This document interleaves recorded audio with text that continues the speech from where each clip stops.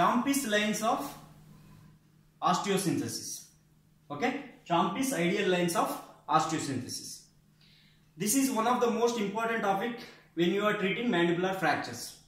Okay, mandibular fractures like symphysis, parasymphysis, body and angle fractures.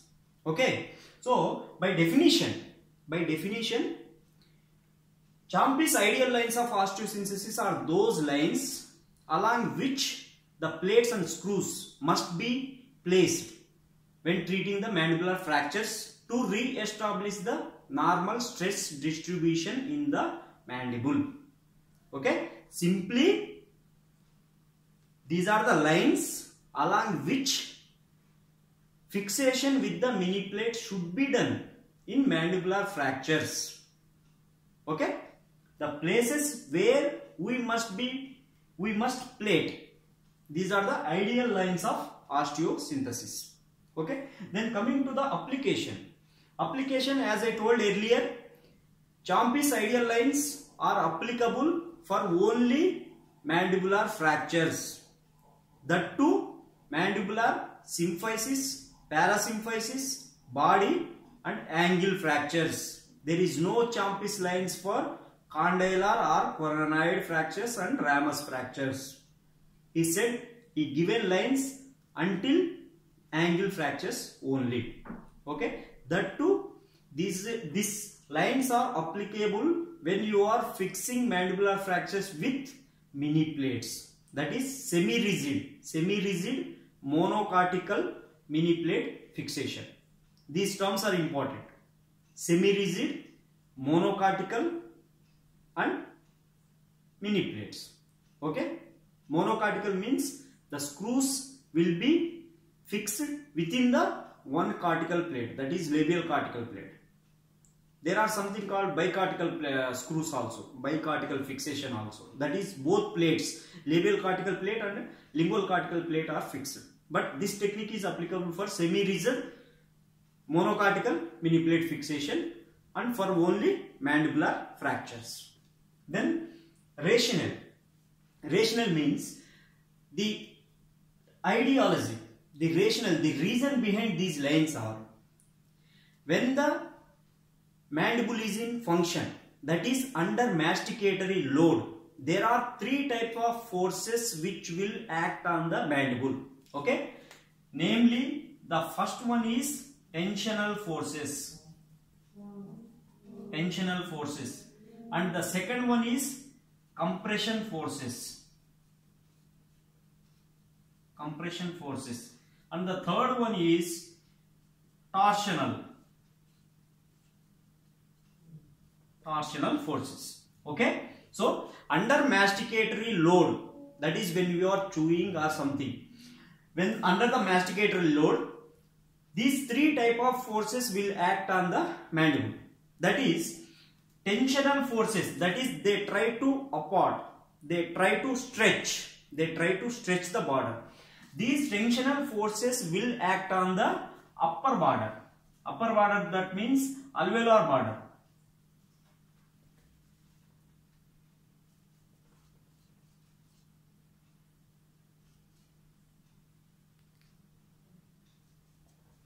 Okay, so these tensional forces will act on alveolar border, that is upper border of the mandible.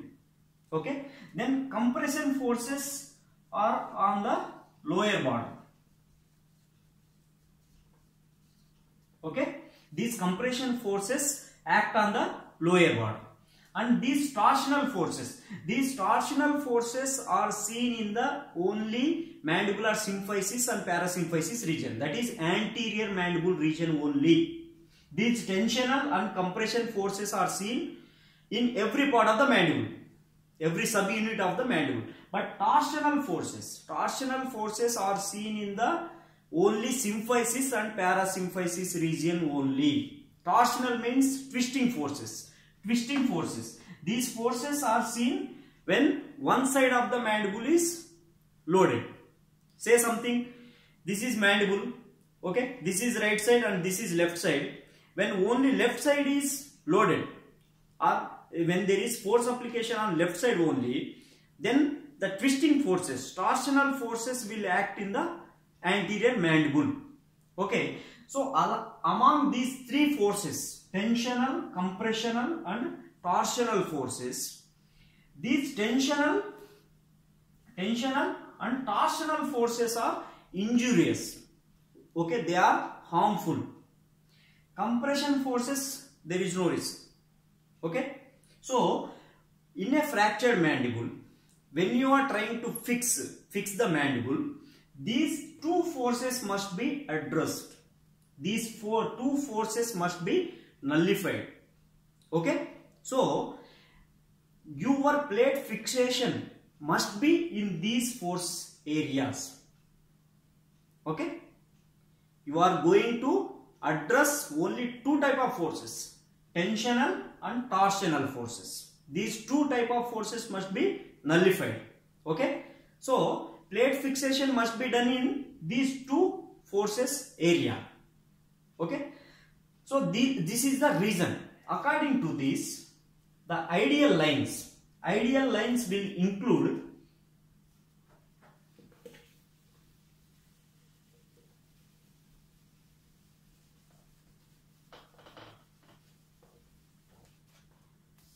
okay, according to this, coming to the ideal lines, the first part is symphysis. Symphysis or parasymphysis. Okay, mandibular symphysis or parasymphysis region. That means symphysis is mandibular center region. That means fracture running through the between two central incisors, mandibular central incisors. And parasymphysis is line area between the two canines.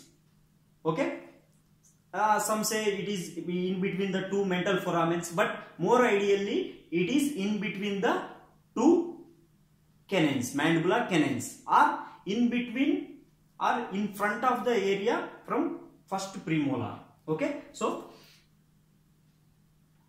this is symphysis region. Okay, and this is parasymphysis region. Okay, within this area, the fractures of symphysis and for fractures of symphysis and parasymphysis, there must be two plate fixation. Two mini plates must be fixed. Okay, when the fracture occurs in these areas, there must be two mini plate fixation. One thing is subapical area, subapical, and one more thing is lower border. Okay, lower border. Okay, so you can see in this diagram, these black lines are Champy's lines, ideal lines. These black lines are Champy's line. So this is the area, this is symphysis fracture and this is parasymphysis fractures. In this area, one plate must be fixed along the lower border, that is this lower black line. And one more plate is fixed in the upper border, that is below the roots of the mandibular central incisors or anteriors. Below the roots of the mandibular anteriors. That plate is called as subapical plate. So for fractures of mandibular symphysis and parasymphysis, there must be two plates. One is along the lower border and second is along the subapical area, that is below the roots of the mandibular anteriors, and there must be 4 to 5 mm of gap. There must be 4 to 5 mm of gap in between these two plates for better fixation. There must be at least 4 to 5 mm of gap between the two plates. This is all about symphysis and parasymphysis fractures. Okay, why there is two plate fixation? That means in mandibular anterior region there is torsional forces. Remaining all region we have to nullify only tensional forces. In mandibular anterior region, that is symphysis and parasymphysis region only, there are torsional forces, that is twisting forces. This is most important viva bit. Why you will plate two plates in symphysis and parasymphysis region means this is the reason, because there are torsional forces along with the tensional forces in mandibular anterior region. That is why we are fixing two plates. Okay. Then coming to the body region, mandibular body region. In mandibular body region, there is only one plate is enough.